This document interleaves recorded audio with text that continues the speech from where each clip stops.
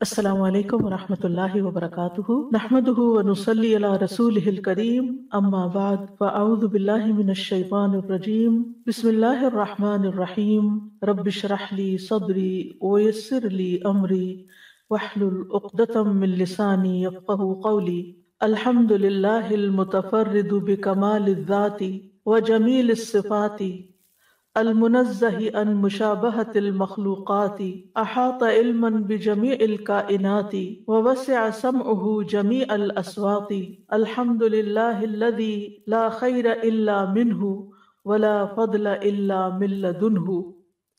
ہر قسم کی حمد اللہ سبحانہ تعالیٰ کے لیے ہے جو کمال ذات اور اچھی صفات کے ساتھ اکیلا ہے، جو مخلوقات کی مشابہت سے پاک ہے۔ اس نے تمام کائنات کو اپنے علم سے گھیرا ہوا ہے اور اللہ کی سماعت تمام آوازوں کو گھیرے ہوئے ہے۔ ہر قسم کی حمد اللہ کے لیے ہے کہ خیر اس کے سوا کہیں سے حاصل نہیں ہوتی اور فضل و کرم صرف اسی کے پاس سے حاصل ہوتا ہے۔ اللہم صلی علی محمد وعلی آل محمد کما صلیت علی ابراہیم وعلی آل ابراہیم انک حمید مجید۔ اللہم بارک علی محمد وعلی آل محمد کما بارکت علی ابراہیم وعلی آل ابراہیم انک حمید مجید۔ ہم دشمن سے حفاظت کی دعاؤں کے بارے میں پڑھ رہے تھے۔ آج اس سلسلے میں تیسری دعا ہم پڑھیں گے جو سورۃ الاعراف میں ہے۔ شعیب علیہ السلام کی دعا ہے یہ: اللہ ہی پر ہم نے توکل کیا ہے، اے ہمارے رب ہمارے اور ہماری قوم کے درمیان حق کے ساتھ فیصلہ کر دے، اور تو سب سے بہترین فیصلہ کرنے والا ہے۔ یہ شعیب علیہ السلام کی دعا ہے۔ ان کی قوم نے انہیں صرف جھٹلایا ہی نہیں تھا بلکہ نہایت بدتمیزی کے ساتھ ان سے مخاطب ہوئے اور نام سے مخاطب کرتے ہوئے کہا کہ تمہیں دو باتوں میں سے ایک کو اختیار کرنا ہوگا، یا تو ہماری ملت میں واپس آنا ہوگا، ہمارے دین پہ چلنا ہوگا، یا پھر ہم تمہیں اپنی بستی سے نکال دیں گے۔ اب تم سوچ لو کہ تم اپنے لیے کیا بات پسند کرتے ہو۔ شعیب علیہ السلام نے جواب دیا کہ ہمارے لیے یہ تو ممکن ہی نہیں کہ ہم تمہارے دین میں واپس آئیں، کیونکہ اگر ہم ایسا کریں تو اس کا مطلب ہے کہ ہم اللہ تعالیٰ پر جھوٹ باندھ رہے تھے۔ ہم اب تک تمہیں جو بتا رہے تھے وہ سب غلط تھا، اور اب ہم نے اس کو چھوڑ دیا اور تمہاری بات مان لی، تو یہ ممکن نہیں۔ جب انہوں نے دیکھا کہ اب اس کے سوا کوئی چارہ نہیں، سمجھانے کا اب کوئی موقع نہیں باقی رہا، تو انہوں نے پھر اللہ تعالیٰ سے دعا کی اور کہا کہ اے اللہ ہم نے تجھ پر ہی توکل کیا ہے، اور اب تو ہمارے اور ان کے درمیان فیصلہ کر دے۔ اللہ سبحانہ تعالیٰ نے ان کو ہلاک کرنے کے لیے ایک ایسی بارش بھیجی جس میں آگ کے شرارے تھے، اور اس کے ساتھ آسمان سے ایک چیخ بھی آئی، اور ان کے قدموں تلے زمین بھی ہلنے لگی، اور دیکھتے ہی دیکھتے وہ سب کے سب ہلاک ہو گئے۔ اور اللہ تعالیٰ نے اپنا فیصلہ کر دیا کہ حق پر کون ہے اور کس کو باقی رہنا ہے اور کس کو ہلاک ہونا ہے۔ یہاں بھی ہم دیکھتے ہیں کہ سب سے پہلے وہ اللہ سبحانہ تعالیٰ کی طرف رجوع کرتے ہیں۔ اللہ توکلنا، اللہ پر ہم نے بھروسہ کیا۔ ہمیں اپنی قوت پر، اپنی جماعت پر، اپنے افراد پر، اپنی طاقت پر بھروسہ نہیں بلکہ اللہ کی ذات پر ہے۔ اور اس میں بھی ہم دیکھتے ہیں کہ توکلنا نہیں کہا بلکہ کیا کہا؟ اللہ توکلنا، صرف اللہ پر ہم بھروسہ کر رہے ہیں۔ اور ربنا افتح بیننا و بین قومنا، فتح کا معنی ہے واضح فیصلہ، یعنی کھلا کھلا فیصلہ، جو بات کھل کے سامنے آ جائے۔ یعنی اے ہمارے رب تو ہماری مدد فرما کہ ہمارے حق پر ہونے اور ان کے باطل پر ہونے کو خوب واضح کر دے، یعنی لوگوں کو یہ بات پتہ چل جائے کہ کون سچا ہے، کون صحیح کام کرنے والا ہے۔ وَأَنْتَ خَيْرُ الْفَاتِحِينَ، اور تو فیصلہ کرنے والوں میں سب سے بہترین ہے، یعنی ایسا فیصلہ کرتا ہے جو سراسر انصاف پر مبنی ہے اور اس میں کسی قسم کا کوئی ظلم شامل نہیں۔ ابن کثیر کہتے ہیں کہ اس کا مطلب ہے کہ ہمارے اور ہماری قوم کے درمیان فیصلہ فرما دے اور ان کے خلاف ہماری مدد فرما۔ ان کا مطلب یہ تھا۔ ہم دیکھتے ہیں کہ نوح علیہ السلام نے بھی اسی سے ملتی جلتی دعا کی تھی کہ رب ان ابنی من اہلی و ان وعدک الحق و انت احکم الحاکمین، اے میرے رب بے شک میرا بیٹا میرے گھر والوں میں سے، اور بے شک تیرا وعدہ سچا ہے اور تو فیصلہ کرنے والوں میں سب سے بہترین فیصلہ کرنے والا ہے۔ یعنی اللہ سبحانہ وتعالیٰ جو فیصلہ کر دیتا ہے پھر اس کے بعد اس کو کوئی چیلنج نہیں کر سکتا، اسی کا فیصلہ اصل فیصلہ ہے۔ تو یہاں اللہ سبحانہ وتعالیٰ اس سے یعنی فتح سے اللہ سبحانہ وتعالیٰ کا ایک نام بھی ہے فتاح۔ فتاح کا ایک تو یہی معنی ہے فیصلہ کرنے والا، جیسے سورۃ سبا میں آتا ہے قُلْ يَجْمَعُ بَيْنَنَا رَبُّنَا ثُمَّ يَفْتَحُ بَيْنَنَا بِالْحَقِّ وَهُوَ الْفَتَّاحُ الْعَلِيمُ، کہہ دیجئے کہ ہمارا رب ہمیں جمع کرے گا، پھر وہ ہمارے درمیان حق کے ساتھ فیصلہ کرے گا، اور وہ زبردست فیصلہ کرنے والا، خوب جاننے والا ہے۔ فتاح کا ایک اور معنی بھی ہے، اور وہ ہے کھولنے والا، یعنی اپنے بندوں کے لیے خیر و برکت کا دروازہ کھولنے والا۔ یعنی جیسے کہ آتا ہے ما یفتح اللہ للناس من رحمت فلا ممسک لها، اللہ جو رحمت لوگوں کے لیے کھول دے تو اسے کوئی بند کرنے والا نہیں ہے۔ تو مطلب یہ ہے کہ سارا معاملہ اکیلے اللہ ہی کے ہاتھ میں ہے، جو اپنے بندوں کے لیے رحمت اور برکت اور رزق کے بند دروازے کھولتا ہے۔ انسان کو جو بھی خیر ملتی ہے وہ اللہ سبحانہ تعالیٰ ہی کی طرف سے اس کے پاس آتی ہے، خیر کے خزانے اللہ ہی کے ہاتھ میں ہیں۔ تو اس دعا سے بھی یہ بات پتہ چلتی ہے کہ اگر دین کے معاملے میں آپ کو شدید مخالفت کا سامنا کرنا پڑے اور حالات بہت تنگ ہو جائیں اور دشمن آپ پر حملہ آور ہونے کو دوڑ رہے ہوں، تو ایسی صورت میں پھر اللہ ہی کا سہارا اصل سہارا ہے، اور اسی سے دعا کرنی چاہیے، اور یہ دعا بہترین دعا ہے۔ اور پھر اسی طرح جہاں حق اور باطل کے درمیان فیصلہ نہ ہو رہا ہو کہ کیا سچ ہے اور کیا نہیں، تو اس موقع پر بھی یہ دعا کرنا مشروع ہے کہ فیصلہ پھر اللہ پہ چھوڑ دیا جائے۔ اور یہ بات تو ہم سب جانتے ہیں کہ مشکلات اور مصائب اللہ تعالیٰ ہی دور کرتا ہے، یعنی وہی ہے جو مشکل وقت کو آسانی میں بدلتا ہے۔ بعض اوقات ہم دیکھتے ہیں کہ ہماری دعا قبول نہیں ہوتی، ہم مشکل میں ہوتے ہیں اور ہم دعا کرتے رہتے ہیں لیکن وہ قبول نہیں ہوتی۔ تو پہلے تو ہمیں یہ بات یاد رکھنی چاہیے کہ قبول ہو چکی ہوتی ہے، لیکن اس کی وہ شکل نہیں ہوتی جو ہمیں پسند ہوتی یا جس شکل میں ہم چاہتے ہیں۔ ایک تو یہ ہے کہ وہ جو ہم مانگ رہے ہیں وہ چیز ہمیں فوراً ویسی کی ویسی مل جائے۔ اگر دعا کو آپ مال سے تشبیہ دیں سمجھنے کے لیے، مثال کہ اگر کوئی شخص آپ سے کہے کہ اگر تم اس وقت کوئی فائدہ اٹھانا چاہتے ہو تو میں تمہیں اتنا مال دے دیتا ہوں۔ دوسری آپشن یہ ہے کہ مال تو نہیں دیتا، لیکن اگر تم پر کوئی مصیبت آئی تو اس مصیبت میں جو بھی خرچ کرنا ہوگا وہ سارا میرے ذمہ، جیسے آپ انشورنس کراتے ہیں۔ تو اس میں بعض اوقات آپ ایک تھوڑے سے پیسے آپ نے دیے ہوتے ہیں، لیکن جو نقصان ہوتا ہے وہ بہت بڑا ہوتا ہے، اور پھر وہ اس سے کمپنسیٹ ہو جاتا ہے۔ تو بعض دعائیں جو ہیں وہ اس شکل میں تو پوری نہیں ہوتی جس میں ہم مانگ رہے ہوتے ہیں، لیکن اس کے بدلے میں کوئی آنے والی بہت بڑی مصیبت ٹل جاتی ہے جس کا ہمیں علم نہیں ہوتا، اللہ کو پتا ہوتا ہے، اور اللہ سبحانہ وتعالیٰ اس کو ہم سے دور کر دیتا ہے۔ اگر آپ کو کوئی چوائس دے کہ یا تو یہ جو تم مانگ رہے ہو یہ لے لو، یا پھر اس مصیبت سے بچ جاؤ، کیا لیں گے؟ مصیبت سے بچنا۔ کہ ہو سکتا ہے ایک شخص گھر مانگ رہا ہو، گھر نہیں اس کو مل رہا، لیکن کوئی آنے والی مصیبت ٹل گئی کہ اس کی اولاد پہ یا اس کی اپنی جان پہ کوئی آنے والی تھی، کوئی بہت بڑا حادثہ تھا، کوئی بہت بڑی آفت تھی، تو آپ دعا اس چیز کے لیے مانگ رہے تھے، اللہ سبحانہ وتعالیٰ نے وہ آپ کی اس ایک اور چیز کے لیے قبول کر لی جو اللہ کی نگاہوں میں آپ کے لیے زیادہ فائدہ مند تھی، کیونکہ اگر آپ کو گھر مل بھی جاتا تو کیا ہوتا، مصیبت آ جاتی اور وہ گھر تو پڑے کا پڑا رہ جاتا، وہ تو خالی ہو جاتا۔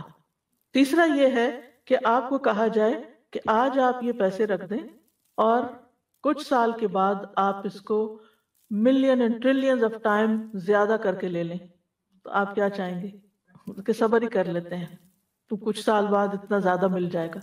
تو آخرت میں انسان کو جو ملے گا تو انسان کہے گا کاش دنیا میں ایک دعا بھی قبول نہ ہوتی، لیکن چونکہ ہمیں وہ غیب سے تعلق رکھتا ہے نا، تو ہمیں وہ چیزیں نظر نہیں آتی، اس لیے ہم جلد بازی کر لیتے ہیں، اس لیے ہم تنگ پڑ جاتے ہیں، اور ہم سوچتے ہیں کہ ہماری بات نہیں سنی جا رہی، اور ہم مانگ رہے ہیں ہم کب سے یہ دعا کر رہے ہیں، دعا ہی نہیں سنی جا رہی، نہیں سنی جا چکی ہے، لیکن وہ دعا کسی اور شکل میں کام کر رہی ہے جو اس سے بھی زیادہ فائدہ مند ہے۔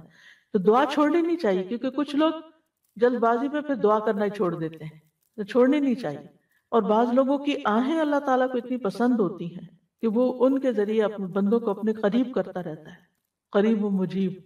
بندہ سسکیاں لیتا ہے، روتا ہے، اپنے رب کے سامنے سر جھکاتا ہے، اور اللہ سبحانہ وتعالیٰ ہر سسکی پہ جواب دے رہا ہوتا ہے کہ میں نے سن لیا، میں نے سن لیا، بس تھوڑا سا صبر اور. یعنی ہر چیز میں صبر کی ضرورت ہے، کیونکہ اصل کامیابی صبر کے ساتھ ہی ہوتی ہے. لیکن ہمارا یہ یقین ہونا چاہیے کہ اللہ سبحانہ وتعالیٰ اس بات پر پوری طرح قادر ہے کہ وہ بندے کو خیر پہنچائے اور اس سے شر دور کر دے، اور اللہ کے سوا کوئی مددگار بھی نہیں ہے. اگلی دعا سورت آل عمران کی دعا ہے. ہاں چھوٹی چھوٹی باتوں پہ تو نہیں، یعنی جی جی وراثت ہو گئی یا ہسبینڈ وائف کے بیچ میں طلاق کے معاملات ہیں، یہ تو کوئی شدید ضرورت ہے. لیکن چھوٹی سی آرگیومنٹ ہوئی دو بندوں کے بیچ میں اور اس طرح کی آیتیں پڑھنی شروع کر دی، وہ ٹھیک نہیں ہے. یعنی اگر آپ کی رائے سے کسی نے اختلاف کر دیا تو آپ ایسی بات کرنے لگے، نہیں. سنگین معاملہ. آپ دیکھیں کہ شعیب علیہ السلام نے یہ دعا کب مانگی؟ جب بالکل اس کے بعد کوئی صورت ہی نہیں تھی اب مزید اصلاح کی. انہوں نے کہا کہ ہم تمہیں بستی سے نکال دیں گے یا تمہیں ہماری ملت میں واپس آنا ہو. تو اب ملت میں کیسے واپس جائیں؟ اور اگر وہ بستی سے ہی نکال دیتے ہیں تو کہاں جائیں؟ تو بہتر یہ ہے کہ پھر اللہ سے دعا کرتے ہیں، اللہ سے مدد مانگتے ہیں کہ وہ ہمارے میں بہترین فیصلہ کر دے. اگر ہمارا یہاں سے نکلنا ہی فائدے کا ہے تو پھر اللہ تعالیٰ جو فیصلہ کرے گا ہمیں قبول. پھر فرمایا حسبنا اللہ و نعم الوکیل، یعنی اگر دشمن کا ڈر ہو، خوف ہو، پریشانی ہو کہ کوئی نقصان دے گا تو اس موقع پر ہمیں اللہ ہی کافی ہے اور وہ بہترین کارساز ہے. اس دعا کا کانٹیکس یہ ہے کہ غزوہ احد کے بعد ابو سفیان نے بعض لوگوں کو معاوضہ دے کر مسلمانوں کے اندر یہ افواہ پھیلائی کہ مشرکین مکہ لڑائی کے لیے بھرپور تیاری کریں، تاکہ یہ سن کے مسلمانوں کے حوصلے پست ہو جائیں. لیکن مسلمان اس قسم کی افواہیں سن کر خوف زدہ ہونے کی بجائے اور بہادر ہو گئے اور انہوں نے اللہ پر بھروسہ کیا. ان کے اندر ایمانی قوت پیدا ہوئی. الذین قال لهم الناس ان الناس قد جمعوا لكم فاخشوهم فزادهم ایمانا وقالوا حسبنا اللہ ونعم الوکیل. وہ لوگ کہ لوگوں نے ان سے کہا کہ بے شک لوگوں نے تمہارے خلاف فوج جمع کر لی ہے سو ان سے ڈرو، تو اس بات نے انہیں ایمان میں اور زیادہ کر دیا اور انہوں نے کہا ہمیں اللہ ہی کافی ہے اور وہ بہت بہترین کارساز ہے. اس میں آپ دیکھیے کہ اللہ سبحانہ تعالیٰ پر مکمل بھروسہ اور ٹرسٹ اور حقیقی توکل کا محسوس ہوتا ہے کہ حسبنا اللہ و نعم الوکیل، کافی ہے ہمیں اللہ ہی اور وہ بہترین کام بنانے والا ہے. ابن عباس کہتے ہیں کہ یہ کلمہ حسبنا اللہ و نعم الوکیل اس کو ابراہیم علیہ السلام نے اس وقت کہا تھا جب انہیں آگ میں ڈالا گیا تھا، تو انہوں نے اللہ تعالیٰ کی مدد لی.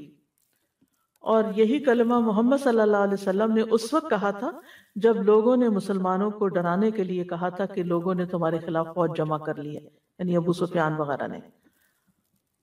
تو اس بات نے انہیں ایمان میں اور زیادہ کر دیا. حسبنا کا لفظ جو ہے حسبہ سے ہے، اس کا مطلب ہے کفایت کرنا، کافی ہونا، یعنی کافی ہے، انف ہے، اس کے بعد کسی اور کی ضرورت نہیں. یعنی اللہ سبحانہ تعالیٰ اپنی عظمت، قدرت، حکمت اور جلال کی بنا پر ہمارے لیے کافی ہے. اللہ تعالیٰ اپنی تدبیر اور قوت کے ساتھ مومن سے ہر خطرے کو ٹال دیتا ہے. جس چیز سے بھی مومن کو ڈر لگتا ہے، ہر دشمن کو دور کر دیتا ہے جو مومن کو نقصان پہنچانا چاہتا ہے. تو حفاظت کا بہترین کلمہ ہے یہ، جس میں اللہ تعالیٰ کی مدح بھی ہے. آج صبح میں غور کر رہی تھی دعاؤں پر کہ ہر دعا کے اندر یا اللہ تعالیٰ کی تعریف ہے، اللہ تعالیٰ کے نام ہیں جن کا واسطہ دیا گیا ہے، اور یا کہیں اپنی غلطی کا اعتراف ہے. اسی طرح یعنی اللہ سبحانہ تعالیٰ کے اسماء کا ذکر ہے، کہیں اللہ کی توحید کا ذکر ہے، کہیں اللہ تعالیٰ کی ربوبیت کا ذکر ہے، کہیں اللہ تعالیٰ کی کچھ اور صفات کا ذکر ہے. حقیقت یہ ہے کہ اللہ سبحانہ تعالیٰ ہی ہمارا ضامن ہے ہر معاملے میں، جس میں ہم اللہ تعالیٰ کے حوالے اپنا کام کر دیتے ہیں. وہی کفیل ہوتا ہے، وہی نگران ہوتا ہے.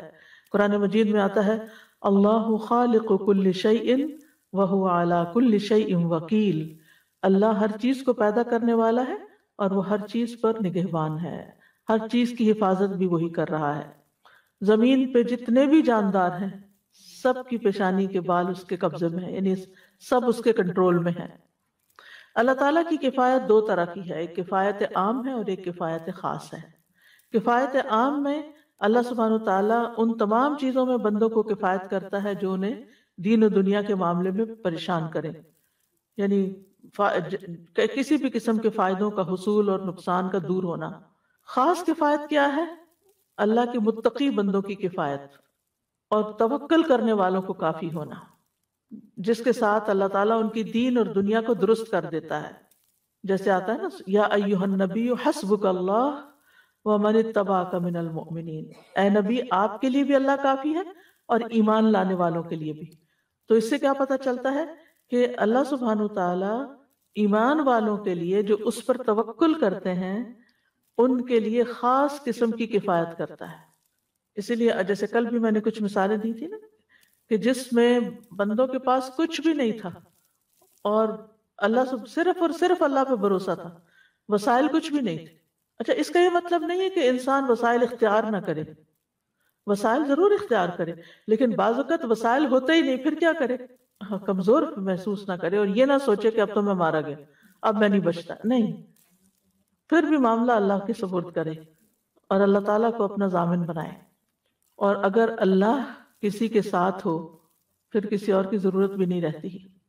حسبنا اللہ، اس کا مطلب اب سوچیے، ذرا غور کیجیے اس پر، حسبنا اللہ، اللہ کافی ہے۔ کافی کا مطلب اور کسی کی ضرورت نہیں، کافی ہے، اس کی مدد ہمارے لیے بہت ہے، اس پہ ہم ٹرسٹ کرتے ہیں۔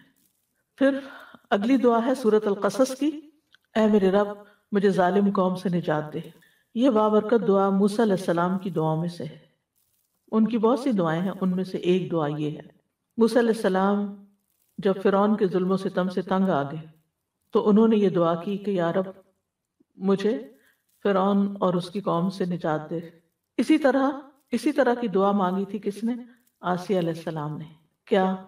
رب ابن لی عندک بیتا فی الجنہ ونجنی من فرعون وعملہ، کیونکہ تھا تو اس کا شوہر لیکن دشمن بن چکا تھا۔ تو اگر کوئی بھی ظلم کرتا ہو اور شدید ظلم کرتا ہو اور انسان کے پاس اس سے نکلنے کا کوئی چارہ نہ ہو تو انسان کو یہ دعا پڑھنی چاہیے کہ اللہ مجھے ظالم لوگوں سے نجات دے۔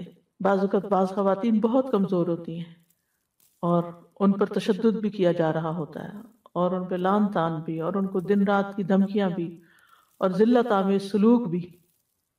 تو ایسی، اور ضروری نہیں کہ وہ دین کے معاملے میں، دنیا کے معاملے میں بھی بعض لوگوں کے اوپر بلا وجہ کا ظلم کیا جاتا ہے۔ تو اللہ سبحانہ تعالیٰ ہی ہے جو ظالموں کے چنگل سے انسان کو چھڑا سکتا ہے، تو اس وقت یہ دعا پڑھنی چاہیے۔ اور یہاں بھی رب کے وسیلے سے دعا کی جا رہی ہے، رب نجنی من القوم الظالمین، کہ تو ہی میرا رب ہے، تو ہی میرا خالق ہے، تو ہی میرا مالک ہے، تو ہی میرا رازق ہے، تو ہی مجھے چلانے والا ہے، تو ہی میری کفایت کرنے والا ہے، تو ہی میری مدد کرنے والا ہے۔ میں جس ظلم کا شکار ہوں میری کوئی مدد کرنے والا نہیں۔ حتیٰ کہ بعض اوقات آپ دیکھیں ماں باپ بھی ہاتھ اٹھا لیتے ہیں کہ ہم کچھ نہیں کر سکتے، بس اب تم صبر ہی کرو۔ ایک انسان کہاں تک صبر کر سکتا ہے؟ تو یہاں ظالموں سے مراد فرعون اور اس کی قوم تھی، ظالموں سے مراد کفار بھی ہو سکتے ہیں اور ظالموں سے مراد سو کالڈ مسلم بھی ہو سکتے ہیں جو خود مسلمانوں پر ہی ظلم کر رہے ہوں۔ تو انبیاء اور نیک لوگ ہمیشہ سختیوں میں، تکلیفوں میں، مصیبتوں میں اللہ سبحانہ تعالیٰ کی طرف رجوع کرتے ہیں اور اسی سے مدد طلب کرتے ہیں اور اللہ سبحانہ تعالیٰ کی طرف پناہ لینے کے لیے دوڑتے ہیں۔ تو ظالموں کے شر سے بچنے کے لیے اپنی دعاؤں میں یہ دعا شامل کر لینی چاہیے۔ اور اس کے علاوہ بھی جو مصیبتیں ہیں، یعنی مختلف لوگوں کی طرف سے مصیبتیں ہو سکتی ہیں، تو ایسی صورت میں، یعنی بعض لوگ ایسے ممالک میں رہتے ہیں کہ جس میں ان کا صرف مسلمان ہونا ہی ایک بہت بڑا جرم ہے اور ان کو جو سزائیں دی جاتی ہیں، آپ دیکھیں کہ برما کے لوگوں کا کیا قصور تھا اور کس طرح ان کو جلایا گیا اور کس طرح ان کو گھر بے گھر کیا گیا اور کس طرح وہ یعنی اس ڈر اور خوف سے جب نکلے بھی ہیں تو آگے ان کے ساتھ کتنی مشکلات پیش آئیں۔ تو بعض لوگوں پر، یعنی کبھی کبھی میں سوچتی ہوں ایسے تصور میں بھی کہ اگر میں وہاں پیدا ہوئی ہوتی تو کیا حال ہوتا۔ اسی طرح جو چائنیز مسلم ہیں وہ جس حال میں ہے اور ان کے جو حالات آپ پڑھتے ہیں اور پھر ان کے یعنی کہ مجھے خود کچھ چائنیز نے بتایا تھا کہ بعض جگہوں پر اتنی سختی ہے مسلمانوں پر کہ وہ روزہ نہیں رکھ سکتے، زبردستی ان کے منہ میں کھانا ٹھونستے، یعنی عام دنوں میں ان کو چاہے دیکھیں یا نہ دیکھیں کہ کچھ کھا رہے ہیں یا نہیں، لیکن رمضان میں نماز پڑھنے کی تو اجازت نہیں۔ اور تقریباً سارے چائنیز نے دو دو نام رکھے ہوئے ہیں، ایک اسلامی نام رکھا ہوا اور ایک چائنیز نام رکھا ہوا ہے، یعنی حتیٰ کہ اپنے نام سے بھی اپنی آئیڈینٹی کو چھپاتے ہیں کیونکہ ایسے ظلم و ستم میں رہ رہے ہیں۔ آپ سوچئے ہم اس آزادی کی نعمت کا جتنا بھی شکر ادا کریں کم ہے۔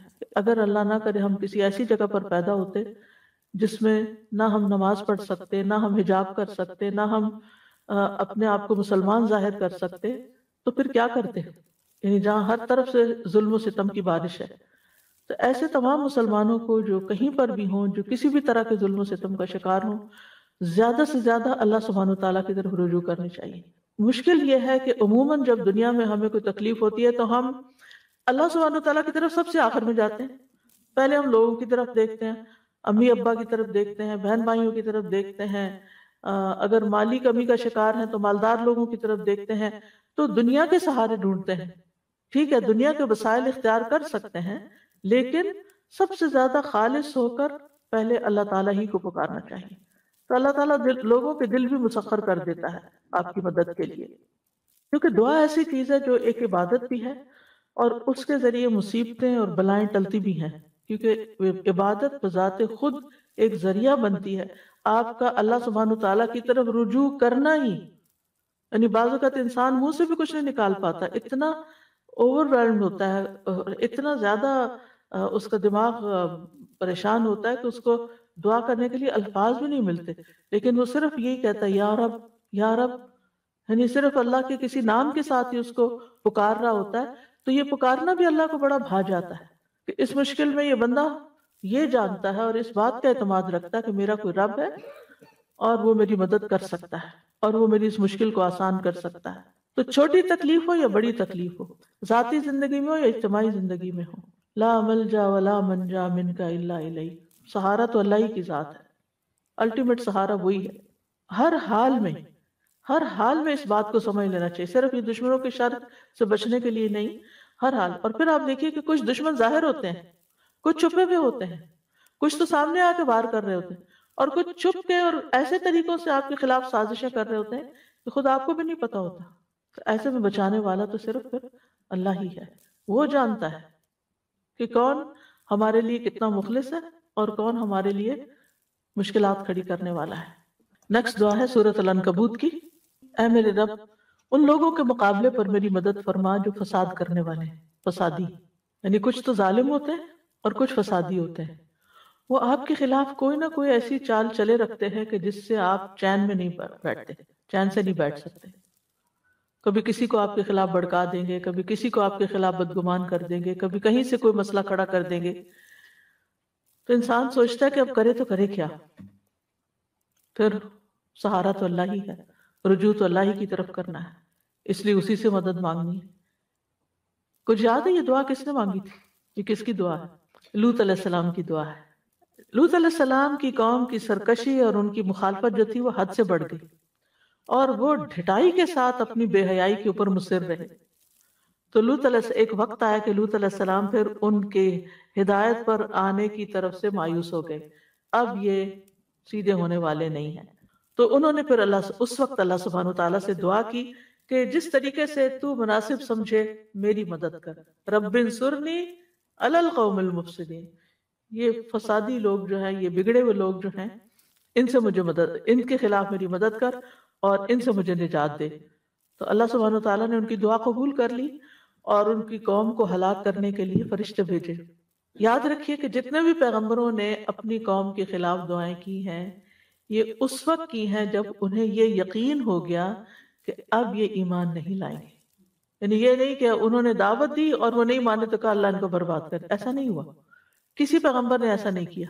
تو اس لیے اگر آپ دین کے راستے میں آپ کو کوئی مشکلات آ رہی ہیں، کوئی روڑے اٹکا رہا ہے، کوئی مسائل کھڑے ہو رہے ہیں یا کوئی سختی تنگی ہے، تو یہ نہیں کہ ذرا سی پہلی ہی مشکل پر آپ بددعائیں دینا شروع کر دیں، نہیں۔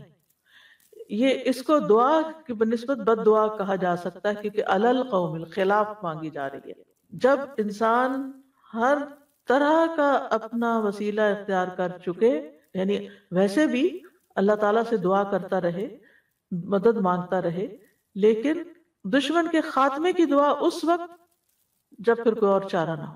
جی ہاں، جب تھریٹ آ جائے، جان کا خطرہ ہو، عزت کا خطرہ ہو، اس وقت۔ نیکسٹ دعا ہے سورۃ النساء کی۔ اے ہمارے رب، ہمیں اس بستی سے نکال جس کے رہنے والے ظالم ہیں، اور ہمارے لیے اپنے پاس سے کوئی حمایتی بنا دے، اور ہمارے لیے اپنے پاس سے کوئی مددگار بنا دے۔ حمایتی اور مددگار مانگ رہے ہیں۔ اس آیت میں ان کمزور مسلمانوں کی طرف اشارہ ہے، ان بچوں کی طرف اشارہ ہے، عورتوں کی طرف اشارہ ہے جو مکہ یا آس پاس کے کچھ قبائل کے اندر وہ اسلام قبول کر چکے تھے لیکن ہجرت نہیں کر سکتے تھے، ان کے پاس وسائل نہیں تھے، لہٰذا وہ کفار کے ظلم اور تشدد کو برداشت کرنے پر مجبور تھے، اور اللہ تعالیٰ سے دعا کیا کرتے تھے کہ یا اللہ ان ظالموں سے رہائی کی کوئی صورت پیدا فرما دے، اور ہمارا کوئی حامی و مددگار پیدا کر دے جو ہمیں ان ظالموں کے ظلم سے نکال کے لے جائے۔ تو ربنا اخرجنا من هذه القریہ، تو قریہ سے مراد یہاں مکہ ہے، لیکن اس کے علاوہ آج بھی جس قریہ، جس علاقے، شہر، ملک میں کوئی ظلم و ستم کا شکار ہے، وہ اس کو ذہن میں رکھ کے دعا مانگ سکتا ہے۔ اور پھر یہ کہ یہاں ولی اور نصیر کی بات کی گئی ہے، یعنی ولی جو ہمارے معاملے کی سرپرستی کرے، ہمارے حق میں کوئی لڑے، ہماری طرفداری کرے، اور نصیر جو ہے وہ دشمن کے خلاف ہماری مدد کرے۔ تو ولی اور نصیر جب کسی جگہ پر اکٹھے ہوتے ہیں، یعنی ایک آیت کے اندر، تو ولی وہ ہوتا ہے جو نفع پہنچائے، اور نصیر وہ ہوتا ہے جو نقصان کو دور کرے۔ اور اگر یہ الگ الگ آئے تو ان میں دونوں معنی شامل ہوتے ہیں۔ تو اللہ سبحانہ تعالیٰ نے ان کمزور مسلمانوں کی دعا قبول کر لی، اور بعض کے لیے اللہ نے مدینہ آنا آسان کر دیا، اور پھر بعض ایسے تھے کہ جو دعائیں مانگتے رہے، تو ایک وقت آیا کہ اللہ تعالیٰ نے مکہ فتح کرا دیا، اور یہ سارے کے سارے لوگ اس ظلم و ستم سے باہر آ گئے۔ اس کے علاوہ یہ تو دعائیں تھیں ظالم سے بچنے کی، دشمن سے بچنے کی، لیکن اوورآل بھی حفاظت کے لیے دعا، شیطان سے حفاظت کی، کیونکہ وہ عدو مبین، اس کے لیے بھی دعائیں ہیں، جیسے کہ سورۃ البقرہ کی آخری آیات اگر انسان رات کو پڑھتا ہے تو وہ اسے ہر آفت سے بچانے کے لیے کافی ہو جاتی ہیں۔ کفتاہ معوذات، رسول اللہ صلی اللہ علیہ وسلم نے فرمایا، اے عقبہ، کیا میں تمہیں دو بہترین صورتوں کے بارے میں نہ بتاؤں جو پڑھی جاتی ہیں؟ قل اعوذ برب الفلق اور قل اعوذ برب الناس۔ اے عقبہ، جب بھی تم سو اور جاگو ان صورتوں کو پڑھا کرو۔ کسی مانگنے والے نے ان کی مثل نہیں مانگا، اور نہ کسی پناہ مانگنے والے نے ان کی مثل پناہ مانگی۔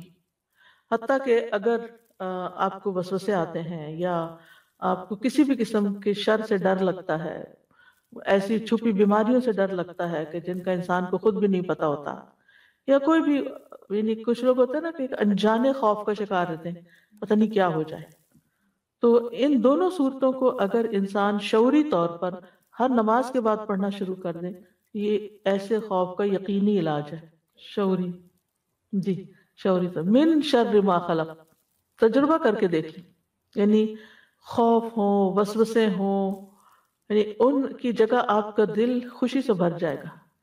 اور جتنا جتنا اللہ تعالیٰ پر اعتماد بڑھتا جاتا ہے کہ اللہ تعالیٰ ہے اور وہ مدد کرے گا اور وہ اس سارے تکلیف کو دور کر دے گا اور ہر چیز اس کے کنٹرول میں ہے، تو اتنا اتنا ایمان بڑھتا جاتا ہے۔ اصل میں علاج کیا ہے؟ امیونٹی بڑھائیں۔ خوف خطرے تو ہر جگہ ہیں ہی، فساد ہی فساد ہے دنیا میں، یہ کس چیز کی طرف آپ نگاہ اٹھائیں گے کہ وہاں آپ کو کوئی نہ کوئی مسئلہ نظر نہیں آئے گا؟ مسائل تو ہیں دنیا میں، ہے ہی امتحان کی جگہ، لیکن پھر یہاں رہتے ہوئے کیسے اپنے اندر اطمینان پیدا کریں؟ اطمینان کہاں ہے؟ اطمینان پھر صرف اللہ پر ایمان لانے میں ہے، اور جتنا جتنا ایمان بڑھے گا اتنے اتنے آپ طاقتور ہوتے چلے جائیں گے، اور جتنے جتنے آپ طاقتور ہوتے چلے جائیں گے آپ ہر ایک چیز کا مقابلہ کرنے کے لیے تیار ہو جائیں گے۔ پھر چیزیں آپ پر حاوی نہیں ہوں گی، آپ ان سب مسائل پر حاوی ہو جائیں گے۔ اور پھر اپنی زندگی کے اچھے دنوں کو سوچا کریں، کیونکہ ہم میں سے ہر انسان کی زندگی میں اتار چڑھاؤ آتے رہتے ہیں۔ کبھی ہم ایمان کے اعتبار سے بڑے اوپر ہوتے ہیں، پھر نیچے ہو جاتے ہیں، پھر اوپر ہوتے ہیں، کیونکہ ہمارا دل ایک حالت میں تو رہتا ہی نہیں ہے نا، اس نے تو اوپر نیچے ہوتے رہنا ہے۔ تو پھر سوچا کریں ان وجوہات کو، ان چیزوں کو دیکھا کریں کہ وہ کیا چیزیں تھیں کہ جس کی وجہ سے میرا ایمان زیادہ تھا۔ مثلا رمضان میں زیادہ تھا، اس کا مطلب آپ روزے رکھتے تھے تو آپ کو فائدہ تھا، روزے رکھنا شروع کر دیں، یعنی اپنے اس چیز سے نکلنے کے لیے، ایمان بڑھانے کے لیے۔ آپ قرآن کی تلاوت زیادہ کرتے تھے تو اپنی قرآن کی تلاوت کی ڈوز بڑھا دیں۔ آپ مخصوص ذکر کیا کرتے تھے، یا آپ لوگوں کو تعلیم دیتے تھے، یا آپ لوگ صدقہ خیرات زیادہ کر رہے تھے، یعنی جس بھی یہ سارے علاج ہیں قلبی بیماریوں کے اور ان سارے مخاوف کے۔ مخاوف خوف کی جمع ہے، اردو کا عربی کا لفظ ہے، یعنی یہ حل ہے، یہ علاج ہے۔ اور دعا جو ہے نا یہ اسلحہ ہے، دعا مومن کا سلاح ہے، اس کو معمولی نہ سمجھا کریں، کیونکہ جب کسی کو کسی مسئلے کا حل دعا بتایا جاتا ہے تو وہ اس کا دل بیٹھ جاتا ہے، وہ کہتا ہے یہ تو اس کے پاس تو کوئی حل ہی نہیں ہے۔ ابھی دعا کو بہتر کرنے کی ضرورت ہے، جو کر رہے ہیں اس میں مزید ڈوز ڈالیں اور مختلف دعائیں کریں، اور شعوری طور پر کریں، اور قبولیت کے اوقات میں کریں، اپنی نیکیاں بڑھا دیں، کیونکہ ان رحمت اللہ قریب من المحسنین۔ پھر اسی طرح یعنی آپ سوچئے کہ اگر کوئی ہر نماز کے بعد تھوڑا سا وقت نکال کے یہ صورتیں پڑھ لیتا ہے، قل هو اللہ احد، قل اعوذ برب الفلق، قل اعوذ برب الناس، آپ صلی اللہ علیہ وسلم کی یہ بات یاد رکھتے ہوئے کسی مانگنے والے نے ان کی مثل نہیں مانگا، نہ کسی پناہ مانگنے والے نے ان کی مثل پناہ مانگی، یعنی شر سے بچنے کے لیے اس سے بہتر کوئی دعا ہی نہیں دوسرے لفظوں میں۔ کیونکہ انسان جب مخلوق کے شر سے ڈرتا ہے تو پھر مخلوق کے رب یعنی رب الناس کی ہی پناہ لیتا ہے، اور وہی ان سے بچا سکتا ہے۔ پہلے بھی ایک چھوٹی سی مثال میں نے دی تھی شاید کسی لیکچر میں، جب آپ کہیں جا رہے ہوں اور بکریوں کے ریوڑ کے پاس سے گزر رہے ہوں، اور بکریوں والے کے پاس اس کا کتا بھی ہو، اور کتا آپ پہ بھونکنا شروع کر دے، تو آپ کیا کریں گے؟ آپ خود کتے سے لڑیں گے یا بکری والے کو کہیں گے اپنے کتے کو سنبھالو؟ بکری والے سے کہیں گے نا کہ آپ، کیونکہ آپ اس سے نہیں لڑ سکتے، وہ اس کی بات تو مانے، اس کے تو ایک اشارے پہ وہ بھاگ جائے گا۔ تو اسی طرح بہت سے لوگ آپ کے خلاف باتیں کرنے والے ہو سکتے ہیں، آپ کا مذاق اڑانے والے ہو سکتے ہیں آپ کے دین کی وجہ سے یا کسی بھی اور وجہ سے، تو پھر آپ ان سب سے لڑ نہیں سکتے، ان کا منہ بند نہیں کر سکتے۔ آپ ان کا جو مالک ہے نا، اور ان کا جو رب ہے، اور جس کے کنٹرول میں یہ سارے، آپ اس سے فریاد کریں کہ یا اللہ تو ان سب سے مجھے کافی ہو جا، ان کو سنبھال لے۔ پھر اسی طرح ایک اور دعا ہے، اللہم انی اعوذ بک من جہد البلاء ودرک الشقاء وسوء القضاء وشماتۃ الاعداء۔ اے اللہ بے شک میں تیری پناہ مانگتا ہوں سخت مصیبت، بدبختی کے لاحق ہونے سے، بری تقدیر سے، اور دشمنوں کے خوش ہونے سے۔ ابو ہریرہ رضی اللہ عنہ سے روایت ہے کہ نبی صلی اللہ علیہ وسلم آزمائش کی مشقت سے، بدبختی کے آنے سے، برے خاتمے سے، اور دشمن کے ہنسنے سے اللہ کی پناہ مانگا کرتے تھے۔ یہ ساری چیزیں کتنی تکلیف دہ ہے نا، کہ جہد البلا، آزمائش کی مشقت۔ ایک اور قول ہے کہ اس سے مراد شدت، یعنی آزمائش کی شدت، کہ امتحان ہے اور شدید امتحان ہے۔ ایک بیماری ہوتی ہے، ہلکی بیماری ہوتی ہے، اور ایک ہوتی ہے سخت تکلیف دے کہ انسان کو کسی پل چین نہیں ہوتا، چاہے جسمانی ہو چاہے قلبی ہو۔ پھر اسی طرح درک الشقاء، بدبختی، بد نصیبی، چاہے دنیا کی ہو یا آخرت کی، دونوں طرح۔ اسی طرح سوء القضاء، اس میں مال، اولاد، اہل و عیال، خاتمہ، قیامت کا دن سب شامل ہے۔ سوء القضاء، اللہ بری تقدیر سے ہر جگہ، مجھے بھی، میری اولاد کو بھی، اور مال میں بھی، اور میرے انجام میں بھی، ہر جگہ تو مجھے محفوظ رکھنا اس سے۔ ابن بطال کہتے ہیں شماتت الاعداء وہ بات ہے جو دل کو تکلیف پہنچاتی ہے اور نفس پہ انتہائی گراں گزرتی ہے۔ یعنی آپ نے دیکھا ہوگا کہ بعض لوگ ایک چھوٹی سی بات کرتے ہیں آپ کو، وہ آپ کے دل میں اتنی چبھ جاتی ہے کہ آپ سارا دن اس کو نکال نہیں پاتے، حالانکہ جس وقت وہ کر رہا ہوتا ہے اس وقت وہ کوئی بڑی بات نہیں ہوتی، وہ کر کے چلا جاتا ہے، لیکن آپ سوچتے ہی رہ جاتے ہیں، اسی کو ہی سوچے چلے جاتے ہیں۔ پوائزنس ہوتی ہے، جیسے کوئی کانٹا چبھ جاتا ہے نا، کچھ کانٹے ہوتے ہیں آپ چبھتے ہیں نکال دیتے ہیں، بات ختم، اور کچھ کانٹے تو نکل جاتے ہیں لیکن اس کے بعد جو اس جگہ کا حال ہوتا ہے وہ خارش کئی دن تک چلتی ہے۔ پھر ایک اور دعا ہے، اللہم انی اعوذ بک من غلبۃ الدین وغلبۃ العدو وشماتۃ الاعداء۔ ان سب دعاؤں کو اس لیے اختیار کیا گیا کہ اس میں دشمنوں کا لفظ آ رہا ہے، ٹھیک ہے۔ اے اللہ میں تیری پناہ چاہتا ہوں قرض کے غلبے سے، دشمن کے غلبے سے، اور میری مصیبت پر دشمنوں کے خوش ہونے سے۔ یہ دعا بھی نبی صلی اللہ علیہ وسلم کی دعاؤں میں شامل تھی اور اکثر اس کو پڑھا کرتے تھے۔ اس میں آپ دیکھیے غلبۃ العدو اور شماتۃ الاعداء، دشمن کے غالب آنے سے اور بہت سارے دشمنوں کے ہنسنے خوش ہونے سے۔ پھر اعوذ بکلمات اللہ التامات من شر ما خلق، میں اللہ کے تمام کلمات کے ساتھ پناہ لیتا ہوں ہر اس چیز کے شر سے جو اس نے پیدا کی۔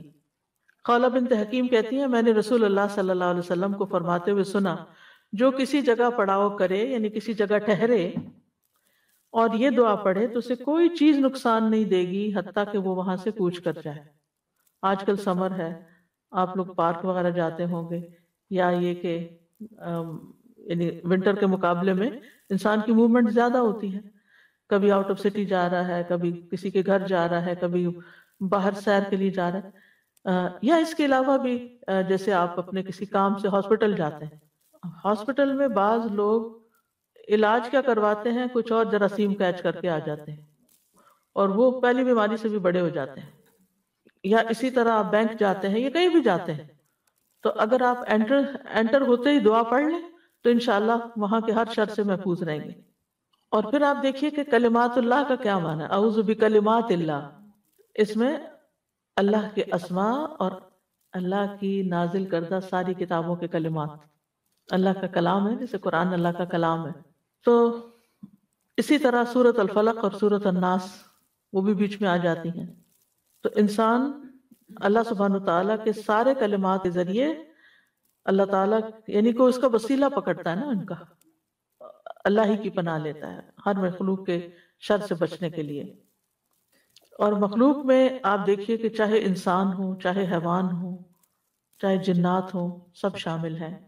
اب انسان جیسے ایک دوسرے کو نقصان پہنچاتے ہیں ظلم کر کے، ایک دوسرے پہ سرکشی کر کے، قتل کر کے، مار پٹائی کر کے، گالی گلوچ دے کے، اور اس کے علاوہ جو بھی کوئی شر ہوتا ہے کسی کا، غلط باتیں آپ کے ذہن میں ڈال کے، یہ بھی مخلوق کا شر، یہ بھی انسانوں کا شر ہے۔ اور اس وقت آپ دیکھیں کہ معاشرے کے اندر وقت کے ساتھ ساتھ حتیٰ کہ ہمارا جو سیل فون ہے اس کے اندر بھی بہت سارا شر ہے۔ آپ اپنے بچے کو کام کرنے کے لیے لیپ ٹاپ لے کے دیتے ہیں، اس کے اندر بھی بہت سا شر ہے۔ کس چیز کو ہاتھ لگائیں کہ وہاں آپ کو شر نہ ملے۔ حتیٰ کہ آپ فروٹ خریدتے ہیں تو اس کے اوپر ایسے اسپرے کیے ہوئے ہوتے ہیں کہ وہ پتہ نہیں کس طریقے سے نقصان دیتے ہیں۔ پانی جو پینے کے لیے پیتے ہیں آپ، اس کے اندر پتہ نہیں کیا کچھ شامل ہو چکا ہے۔ یعنی کون سی چیز ہے ایسی کہ جس سے آپ سمجھے کہ ہم محفوظ ہیں۔ وقت کے ساتھ ساتھ جہاں زندگی بہت آرٹیفیشل ہو گئی ہے، وہاں ہر چیز کے اندر بعض اوقات بڑی خوبصورت پیکنگ ہوتی ہے، خوبصورت اس کے اوپر ریپرز لگے ہوئے ہوتے ہیں، لیکن وہی چیز پی کے آپ بیمار ہو جاتے ہیں اور وہی چیز کھا کے آپ مصیبت کا شکار ہو جاتے ہیں۔ وہی کھانا سب کھا رہے ہوتے ہیں لیکن ان کو اتنی تکلیف نہیں ہوتی جتنی آپ کو ہو جاتی ہے۔ تو آپ کو نہیں پتہ چلتا کہ اس کے اندر کون سی ایسی چیز ہے جو مجھے سوٹ نہیں کرتی، میں اس سے الرجک ہوں یا میرے لیے وہ شر ہے۔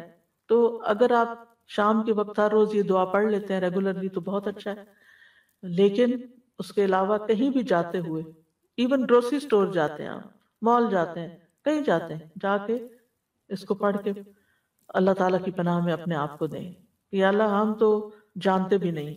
اسی طرح موت کا وقت، پھر موت کے بعد قبر کے اندر بھی کیسا شر ہے، عذاب قبر ہے، اور اس کے علاوہ کیڑے مکوڑے۔ کل میں وہ دیکھ رہی تھی زمین کے کیڑوں کے بارے میں کہ کس قسم کے ہیں۔ آپ یقین کریں کہ اگر آپ دیکھ لینا ان کو تو وحشت کے مارے نیند نہ آئے۔ تو جب انسان قبر میں چلا جاتا ہے تو پتہ نہیں کس قسم کی مخلوق انسان کو آ چمٹتی، اور وہاں سے تو بھاگ نہیں سکتے، وہاں تو جانا ہی جانا ہے۔ تو ان چیزوں کو بھی ذہن میں رکھا کریں جب ایسی دعائیں مانگیں۔ من شر ما خلق، وقت کے ساتھ ساتھ ایسی چیزیں سامنے آ رہی ہیں جو کبھی ہمارے تصور میں بھی نہیں تھی نا. پہلے ہم دیکھ آنکھوں سے اوجھل تھی، وہ ہم سے غائب میں تھی، لیکن اب وہ چیزیں سامنے آ گئی ہیں تو اتنی دہشت بھی پھر بڑھتی چلی جاتی ہے. لیکن ہم اس کو اپنے ساتھ ریلیٹ نہیں کرتے. ہم کہتے ہیں ہاں یہ کسی نے کسی جنگل میں ویڈیو بنائی ہے اور یہ وہاں ہے، یہ کیڑا مکوڑا یا سانپ یا کچھ. ہمیں نہیں پتا کہ کہاں کیا ہے. نمرود جیسے مغرور بادشاہ کو ایک مچھر نے ہلاک کر دیا تھا. تو آپ کو نہیں پتا کہ کون سی چیز. آپ دیکھیے کہ کینسر کیا چیز ہے، یعنی ایک سیل کا بگاڑ اور وہ اتنا ملٹی پلائی ہونا شروع ہو جاتا ہے غلط طریقے سے کہ انسان کی جان لے لیتا ہے. You never know. اور کچھ چیزیں تو ہم دیکھ لیتے ہیں یا دیکھ لیں گے، لیکن زیادہ تر تو شر ہماری آنکھوں سے چھپا ہوا ہے، ہمیں تو پتہ بھی نہیں ہے کہ آگے کیا کیا پیش آنے والا ہے. تو پناہ تو اللہ کے پاس. اس لیے ان دعاؤں میں کوتاہی نہیں کرنی چاہیے. جیسے یہ دعائیں ایپ ہے نا، تو اس میں بہت زیادہ دعائیں شامل ہو گئی ہیں، تو پھر انسان گھبراتا ہے کہ اتنی تو میں نہیں روز پڑھ سکتا. تو روز پڑھنے کی چیز نہیں ہے، آپ شروع کر لیں اور جتنی آسانی سے ایک نماز کے بعد پڑھ سکیں، فجر کے بعد پڑھ لیں، ظہر اثر جو آپ کا ذرا سا فری ٹائم ہو، اور پھر وہیں سے چھوڑ دیں، پھر اگلے دن پھر وہیں سے شروع کر لیں. کرتے کرتے کرتے ہر چیز بس کوشش یہ کریں کہ ذرا سمجھ کے اور شعور کے ساتھ ان کو ادا کریں. جی ہاں بالکل. ہاں آپ کو کچھ لوگ ہوتے ہیں کہ جن سے آپ کو ملنا بھی ضروری ہوتا ہے، قریبی رشتہ داروں میں ہوتے ہیں، لیکن وہ جب ملتے ہیں کوئی نہ کوئی ہرٹ فل بات کرتے ہیں. وہ کوئی نہ کوئی ایسی بات ضرور کریں گے کہ جس سے آپ کے اندر تکلیف شروع ہو جاتی ہے. اب آپ ان کو، حتیٰ کہ بعض بہت ہی کلوز ریلیشن بھی ہوتے ہیں، یعنی ماں باپ بھی ہو سکتے ہیں، بچے بھی ہو سکتے ہیں، کہ ماں باپ بچوں کو دیکھے بغیر نہیں رہتے، اور جب بچے آتے ہیں تو ایسی بدتمیزی کی باتیں بعض اوقات کر جاتے ہیں کہ انسان کے لیے انتہائی تکلیف دہ ہو. کیونکہ آپ دیکھیں کہ جن رشتوں سے زیادہ پیار ہوتا ہے نا، اور جن رشتوں سے زیادہ ایکسپیکٹیشن ہوتی ہے، تکلیف بھی وہیں زیادہ ہوتی ہے. تو حتیٰ کہ انسان یہ کہے کہ اللہ مجھے اپنی اولاد ہی کے شر سے یا جو بھی کوئی اور تکلیف دینے والا ہے اس سے بھی محفوظ رکھ. پھر اسی طرح جن و انس وغیرہ تو ہو گئے، خود انسان کے اپنے نفس کے اندر بھی شر ہے. ٹھیک ہے نا جی. نعوذ باللہ من شرور انفسنا ومن سیئات اعمالنا. میں اپنے نفس کے شر سے اپنے آپ کو اللہ کی پناہ میں دیتی ہوں، کیونکہ ان النفس لامارۃ بالسوء، نفس انسان کو بہت زیادہ حکم دیتا ہے برے کام کرنے کا، اور جب ہم برے کام کرتے ہیں تو ظاہر ہے اپنی آخرت برباد کرتے ہیں. اور اسی طرح ہمارے بعض اعمال یعنی جو گناہ ہوتے ہیں وہ ہمارے لیے نقصان دہ ہوتے ہیں. تو جب انسان یہ دعا پڑھتا ہے تو پھر آپ کے درمیان اور چیزوں کی بری تاثیر کے درمیان اسی حساب سے رکاوٹ ڈال دی جائے گی جتنا آپ کے تعوذ میں طاقت ہوگی، جتنا بہترین تعوذ ہوگا یا جتنا وہ کمزور ہوگا اسی حساب سے. یعنی اگر آپ نے پناہ شیلڈ اپنے اوپر یا اپنی پروٹیکشن وال جو ہے وہ کمزور رکھی ہوئی ہے تو اٹیک زیادہ ہوگا، زیادہ مضبوط ہے تو اتنا ہی وہ ٹکرا کے واپس چلا جائے گا شر. پھر ہے اللہم انی اعوذ بک من الفقر والقلۃ والذلۃ واعوذ بک من ان اظلم او اظلم. اے اللہ میں فقر و فاقہ، قلت اور ذلت سے تیری پناہ میں آتا ہوں کہ مجھے کوئی ذلیل کرے، اور میں اس بات سے تیری پناہ میں آتا ہوں کہ میں کسی پہ ظلم کروں یا کوئی مجھ پہ ظلم کرے. فقر کا مطلب ہوتا ہے پیٹھ کے یا کمر کے جو ریڑھ کی ہڈیاں نے اس کے مہرے توڑ دینا. مطلب ہے مراد اس سے ہے ہاتھ کا مال سے خالی ہو جانا، کچھ رہا ہی نہیں، تو اس کی کمر ٹوٹ گئی. یہ کہتے ہیں نا کمر ٹوٹ گئی، تو یہ فقر سے ٹوٹتی ہے، محتاجی سے ٹوٹتی ہے. اور فاقہ مخلوق کی طرف شدید حاجت مند ہو جانا، یعنی بندوں کی شدید ضرورت پڑ جانا. قلت کسی چیز کا کم ہو جانا یا تعداد میں کمی ہونا یا خیر کے دروازوں میں کمی ہونا، یعنی اللہ نے اپنی رحمتوں کے بہت سے دروازے کھولے ہوئے، طرح طرح کی نعمتیں آپ کے پاس آ رہی کہ حالات پلٹا کھا جاتے ہیں اور دروازے بند ہو جاتے ہیں. ذلت یعنی ایسی ذلت کہ دوسروں کی نگاہوں میں انسان حقیر ہو جائے اور اس کی کوئی قدر و قیمت نہ رہے.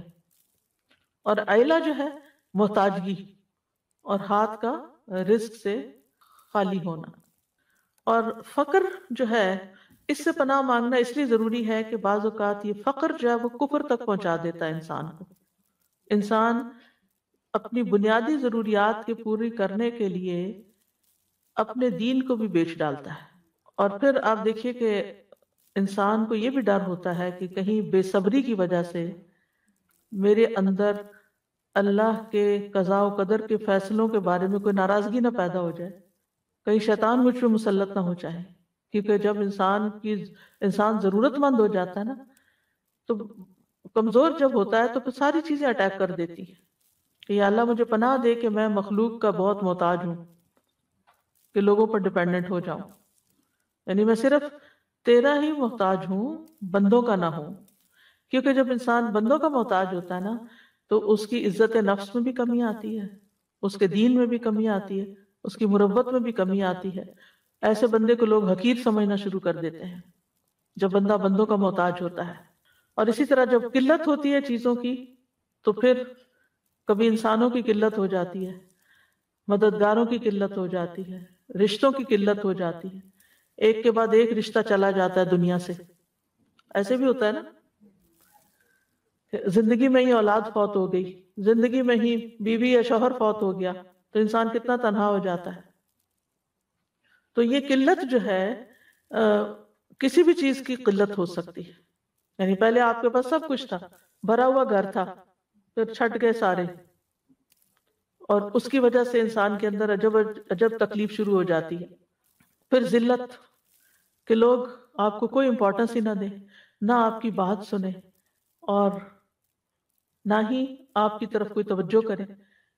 یہ چیز بھی بڑی تکلیف دہ ہوتی ہے کہ آپ کسی مجلس میں جائیں، کوئی آپ کو پوچھے بھی نہ، وہ لوگ اپنی خوش گپیوں میں مصروف ہوں، اپنی باتوں میں خوش ہو رہے ہیں، اور آپ اپنے غم میں بیٹھے ہوئے، کوئی آپ کا حال تک نہیں پوچھتا۔ ایسا ہوتا ہے نا، بعض لوگ بالکل آئسولیٹڈ بیٹھے ہوتے ہیں، کوئی ان کی طرف توجہ نہیں کرتا، کوئی ان کو نہیں پوچھتا۔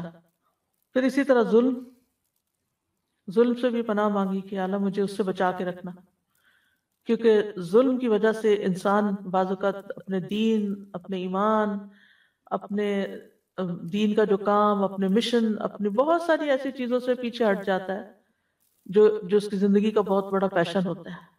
اور بعض اوقات رنج و غم، یعنی ظلم کی وجہ سے رنج و غم آتا ہے نا، اور رنج و غم اور پریشانی انسان کی عقل کو، انسان کے جسم کو، انسان کے دل کو تھکا دیتی ہے کہ زندگی میں کوئی لطف ہی باقی نہیں رہتا۔ یعنی ساری نعمتیں ہیں، کھانا رکھا ہوا ہے، کھانے کا کوئی ٹیسٹ ہی نہیں آ رہا، کپڑے ہیں پہن کے کچھ مزہ ہی نہیں آ رہا، گھر ہے کوئی چین ہی نہیں آ رہا، کتنی تکلیف دہ زندگی۔ تو ایسے میں انسان اللہ سبحانہ وتعالیٰ سے حفاظت کی دعا مانگتا رہے تاکہ یہ ربنا آتنا فی الدنیا حسنہ وفی الآخرۃ حسنہ، دنیا بھی اچھی ہو، آخرت بھی اچھی۔ تو جب اللہ تعالیٰ کی پناہ میں آتا ہے انسان، تو اللہ تعالیٰ ابراہیم علیہ السلام کو آگ سے نکال سکتا ہے، جو ایک نون واقعہ ہے ہسٹوریکل، اور نوح علیہ السلام کو اس طرح نجات دے سکتا ہے، اور باقی پیغمبروں کو بھی انوکھے واقعات ہیں ایک سے ایک۔ ہم تو سن کے عادی ہو گئے نا، تو ہم کہتے ہیں ہاں ہمیں پتہ ہے، لیکن اگر ہم ان کے اوپر غور کریں کہ ہوا کیسے، پھر دعا ہے اللہم انی اعوذ بک من یوم السوء ومن لیلۃ السوء ومن ساعۃ السوء ومن صاحب السوء ومن جار السوء فی دار المقامہ۔ اے اللہ، بے شک میں تیری پناہ مانگتا ہوں برے دن سے، بری رات سے، برے وقت سے، برے ساتھی سے، گھر میں مقیم برے ہمسائے سے، یعنی جو ساتھ رہتا ہے اور وہ ہمارے لیے تکلیف دہ ہے۔ تو نبی صلی اللہ علیہ وسلم یہ دعا مانگا کرتے تھے۔ برے دن سے مراد وہ دن جس میں انسان پر کوئی مصیبت نازل ہو، کوئی اس کا نقصان ہو جائے، کوئی آزمائش آ جائے، اور بری رات جس میں یہ سب کچھ رات کے وقت ہو، اور بری گھڑی یعنی وہ وقت بعض اوقات اچانک کوئی مصیبت آ جاتی ہے، آن کی آن میں، لمحوں میں۔ اب پچھلے دنوں جو ایک طوفان سا آیا تھا، اچانک آیا اور گیا، تھوڑی دیر میں ختم بھی ہو گیا، لیکن کئی دن تک لوگوں کے نیٹ ڈاؤن رہے، اور بجلی چلی گئی، اور کیا مشکلات نہیں کھڑی ہو گئی۔ تو وہ بری گھڑی کے انسان کے سوچ میں بھی نہ، اور وہ کہاں سے آفت آئی اور کہاں چلی گئی۔ پھر ہے اللہم انت عضدی و نصیری بک احول و بک اصول و بک اقاتل۔ اے اللہ تو ہی میرا دست بازو ہے، میرا مددگار ہے، تیری مدد سے میں چلتا پھرتا ہوں، تیری مدد سے حملہ کرتا ہوں، اور تیرے بھروسے پر میں ان سے لڑتا ہوں۔ یہ خاص طور پر جنگ کے موقع پر نبی صلی اللہ علیہ وسلم پڑھتے تھے۔ حضرت انس کہتے ہیں کہ رسول اللہ صلی اللہ علیہ وسلم جب غزوے کے لیے تشریف لے جاتے تو یوں دعا فرماتے، یعنی یہی دعا پڑھتے، عضدی کا مطلب ہے میرا مددگار، میرا معاون، اور بکا کا مطلب ہے صرف تیری ذات کے ساتھ، احول یعنی میں، حول یعنی طاقت پکڑتا ہوں یا ایک حال سے دوسرے حال کی طرف منتقل ہوتا ہوں، اور اصول تیری دی ہوئی قوت سے میں لڑتا ہوں، دشمن پہ حملہ کرتا ہوں۔ ایک اور دعا ہے اللہم بک احاول و بک اصاول و بک اقاتل، اے اللہ میں تیری ہی دی ہوئی قوت کے ساتھ ہیلا کرتا ہوں، تیری ہی دی ہوئی طاقت کے ساتھ حملہ کرتا ہوں، اور تیری مدد سے میں لڑائی کرتا ہوں۔ صہیب رضی اللہ عنہ کہتے ہیں کہ غزوہ حنین کے موقع پر نماز فجر کے بعد رسول اللہ صلی اللہ علیہ وسلم کے ہونٹ ہلتے رہتے تھے، اس سے پہلے کبھی آپ نے ایسا نہیں کیا تھا، یعنی فجر کے بعد مسلسل کچھ پڑھ رہے تھے۔ ہم نے کہا اللہ کے رسول، ہم نے آپ کو وہ کرتے دیکھا ہے جو پہلے نہیں دیکھا، آپ ہونٹوں کو کیوں ہلا رہے ہیں؟ آپ نے فرمایا پہلی امتوں میں ایک پیغمبر تھے، انہیں اپنی امت کی تعداد پر اطمینان اور خوشی ہوئی تو انہوں نے کہہ دیا یہ لوگ کبھی شکست نہیں کھا سکتے، تو اللہ نے ان کی طرف وحی بھیجی کہ اپنی امت کے لیے 3 میں سے کسی ایک بات کو اختیار کر لیں، یا تو ہم ان پر کسی دشمن کو مسلط کر دیں جو ان کا خون بہائے، یا بھوک کو مسلط کر دیں، یا موت بھیج دی جائے، کیونکہ اللہ تعالیٰ کو ان کی یہ بات پسند نہیں آئی کہ کیونکہ کوئی بھی فخر کا جملہ ہو یا کچھ، تو آپ کو معلوم ہے نا کہ اس غزوہ حنین کے موقع پر بھی کیا ہوا تھا کہ مسلمانوں کے دل میں یہ بات آ گئی تھی کہ آج ہمارا لشکر تعداد میں بہت زیادہ ہے، اس لیے کوئی ہمیں شکست نہیں دے سکتا۔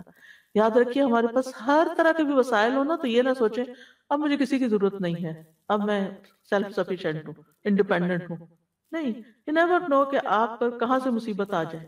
اللہ تعالیٰ کو فخر اور غرور پسند نہیں ہے، انسان اپنے آپ کو کسی بھی لحاظ سے بڑی چیز سمجھے، جو کچھ بھی ہو وہ سب اللہ کا دیا ہوا ہے، اور آپ کو بھی اللہ کے اذن سے ہی فائدہ پہنچ سکتا ہے، ورنہ نہیں۔ چیزیں ہوتی ہیں فائدہ نہیں دیتی۔ تو انہوں نے اپنی قوم سے مشورہ کیا، وہ کہنے لگے دشمن کے تسلط کی ہم نہیں طاقت رکھتے، بھوک پر ہم صبر نہیں کر سکتے، تو ہم پہ موت مسلط کر دی جائے، تو ان پہ موت مسلط کر دی گئی۔ 3 دن کے اندر 70,000 آدمی مارے گئے۔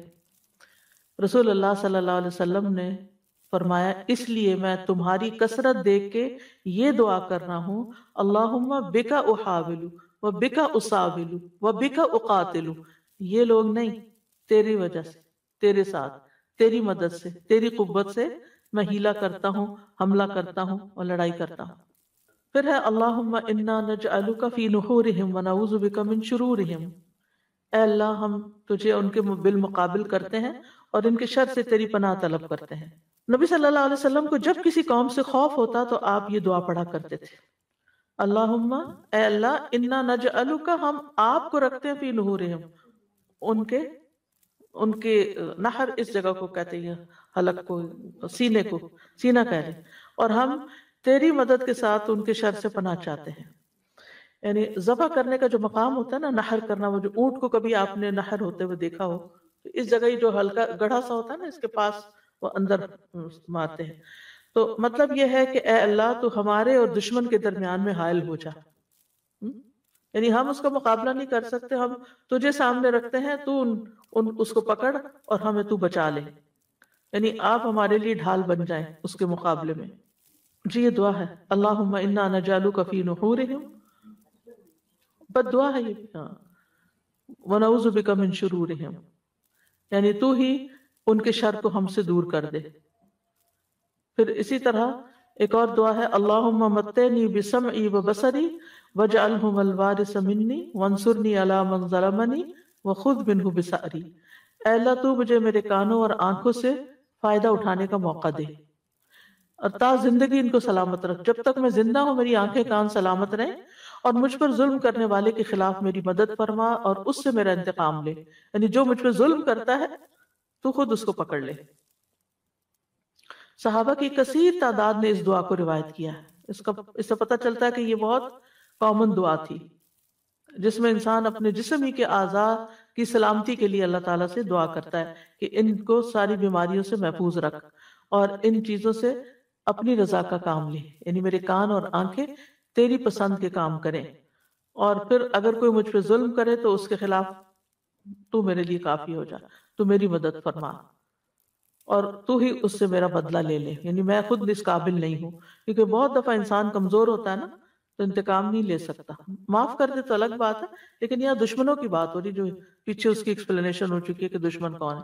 ایک اور دعا ہے اللہم اکفنیہم بما شئت، اے اللہ جس طرح تو چاہے مجھے ان کے مقابلے کے لیے کافی ہو جا، یعنی میں دشمن کا مقابلہ نہیں کر سکتا، مجھے نہیں پتا کہ کیا کرنا چاہیے، آپ جانتے ہیں، جیسے آپ چاہیں آپ ان کے مقابلے میں میری مدد کریں۔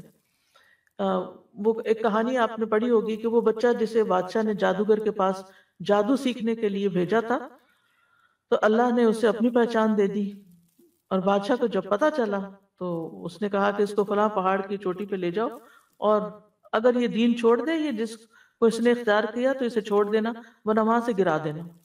انہوں نے کیا کیا، وہ گرایا لیکن اسے کچھ بھی نہیں ہوا۔ تو اس بچے نے کیا پڑھا تھا کہ اس پہاڑ سے گرانے کے باوجود اس کو کوئی چوٹ نہیں آئی۔ اللہم اکفنیہم بما شئت، اللہ ہی میرے پیچھے پڑ گئے، میں تو اکیلا ہوں، میں تو ان کا مقابلہ نہیں کر سکتا، آپ جس طرح چاہیں ان کے مقابلے میں مجھے کافی ہو جائے۔ حسبنا اللہ و نعم الوکیل کی ایک اور شکل ہے۔ اور پھر کیا ہوا، پہاڑ پہ زلزلہ آیا اور سارے گر گئے، اور لڑکا چلتا ہوا واپس آ گیا۔ تو بادشاہ نے لڑکے سے پوچھا تیرے ساتھیوں کو کیا ہوا، تو لڑکے نے کہا اللہ مجھے ان سے کافی ہو گیا۔ پھر اس نے بادشاہ نے کہا اس کو ایک چھوٹی سی کشتی میں بٹھا کے سمندر میں لے جاؤ، اگر دین چھوڑ دے تو اسے چھوڑ دینا، اگر انکار کرے تو سمندر میں پھینک دینا۔ اس نے پھر یہی دعا پڑھی۔ اب کیا ہوا، کشتی بادشاہ کے ساتھیوں سمیت الٹ گئی، سب غرق ہو گئے، وہ لڑکا پھر بچ کے بادشاہ کے پاس آ گیا۔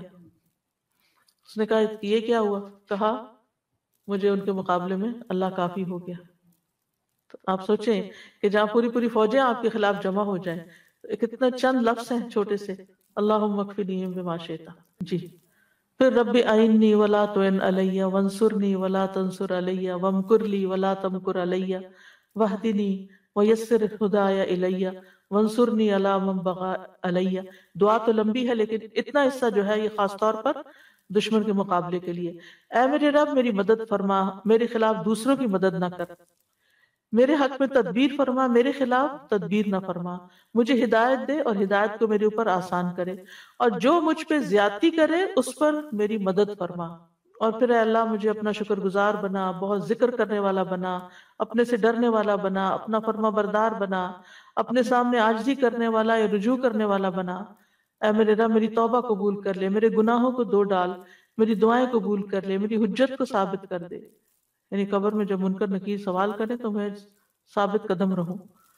میرے دل کو ہدایت دے، میری زبان کو سیدھا کر دے، میرے دل کی میل کو چیل دور کر دے۔ کتنی خوبصورت دعا ہے، اور یہ دعا نبی صلی اللہ علیہ وسلم اکثر پڑھا کرتے تھے، اور اس کے بارے میں آتے ہیں امام ابن تیمیہ بھی یہ دعا بہت پڑھا کرتے تھے، کیونکہ اس پوری دعا میں بہت کچھ شامل ہو گیا ہے۔ پھر اسی طرح اللہم رب السماوات السبع ورب العرش العظیم کن لی جارا من فلان بن فلان واحزابہ من خلائقک ان یفرط علی احد منہم او یطغى عز جارک وجل ثناؤک ولا الہ الا انت۔ اے اللہ 7 آسمانوں کے رب اور عرش عظیم کے رب، تو میرے لیے پناہ بن جا۔ یہ کتنی بڑی بات کی نا کہ 7 آسمانوں کے رب، عرش کے رب، اللہ کی بزرگی بیان ہو رہی۔ فلاں بن فلاں اور اس کے گروہ کے مقابلے میں جو تیری مخلوق میں سے ان میں سے کوئی مجھ پہ زیادتی کرے یا سرکشی کرے، ان کو اس بات سے روک دے۔ تیری پناہ بہت مضبوط ہے، تیری تعریف بڑی شان والی ہے، تیرے سوا کوئی معبود نہیں۔ اگر ظالم حکمران کا ڈر ہو تو اس وقت بھی انسان یہ دعا پڑھے۔ اور اسی طرح اللہ اکبر، اللہ اعز من خلقہ جمیعا، اللہ اعز مما اخاف واحذر، اعوذ باللہ الذی لا الہ الا هو الممسک السماوات السبع ان یقعن علی الارض الا باذنہ من شر عبدک فلان وجنودہ واتباعہ واشیاعہ من الجن والانس، اللہم کن لی جارا من شرہم جل ثناؤک وعز جارک وتبارک اسمک ولا الہ غیرک۔ اللہ سب سے بڑا ہے، اللہ اپنی تمام مخلوق پر سب سے زیادہ غالب ہے۔ اللہ ان چیزوں سے کہیں زیادہ طاقت والا ہے جن سے میں خوف کھا رہا ہوں، جن چیزوں سے میں ڈرتا ہوں اللہ ان سے زیادہ طاقتور ہے۔ میں اللہ کی پناہ میں آتا ہوں جس کے سوا کوئی معبود نہیں، اس 7 آسمانوں کو تھامنے والا کہ وہ زمین پر گر نہ جائیں مگر اس کی اجازت سے، تیرے فلاں بندے کے شر سے، یعنی جس کی طرف سے بھی شر کا اندیشہ، اس کے لشکروں، اس کے پیروکاروں اور جنوں اور انسانوں میں سے اس کے ساتھیوں کے شر سے بھی، اے اللہ ان کے شر سے میرے لیے پشت پناہ بن جا۔ تیری تعریف بڑی شان والی ہے، تیری پناہ بڑی مضبوط ہے، تیرا نام بہت بابرکت ہے اور تیرے سوا کوئی معبود نہیں۔ تو کسی بھی قسم کا کوئی ظالم ہو تو اس کے غالب آنے سے اگر ڈر لگے آپ کو کہ وہ ظالم مجھے پکڑ لے گا یا ظالم مجھے نقصان دے گا، تو آپ یہ دعا پڑھیں تو انشاءاللہ آپ کی حفاظت ہوگی۔ اور بس آپ آج کافی ہے۔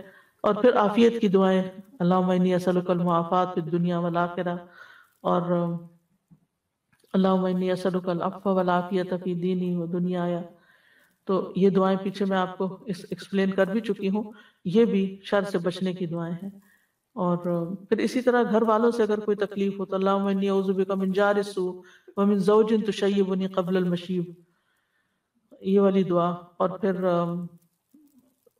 سوتے وقت اللہم اسلمت وجہی الیک وفوضت امری الیک، جو بھی خوف ہو آپ کے دل میں یہ دعا پڑھ کے اپنے آپ کو اللہ کے حوالے کریں اور اپنا آخری کلام اس کو رکھیں۔ نبی صلی اللہ علیہ وسلم نے فرمایا جب تم اپنے بستر پر آؤ اور اس طرح وضو کرو جس طرح نماز کے لیے کرتے ہو، پھر دہنی کروٹ لیٹ جاؤ اور یہ دعا پڑھو، اگر وہ شخص اس حال میں مر گیا تو فطرت پر مرے گا، اور ان کلمات کو اپنے آخری کلمات بناؤ۔ وقت کم تھا اس لیے کچھ دعائیں چھوڑنی پڑی ہیں، لیکن میں کوشش کروں گی کہ کسی اور کے اندر شامل ہو جائے، نہیں تو اللہ مالک ہے۔ سبحانک اللہم و بحمدک اشہد ان لا الہ الا انت استغفرک و اتوب الیک۔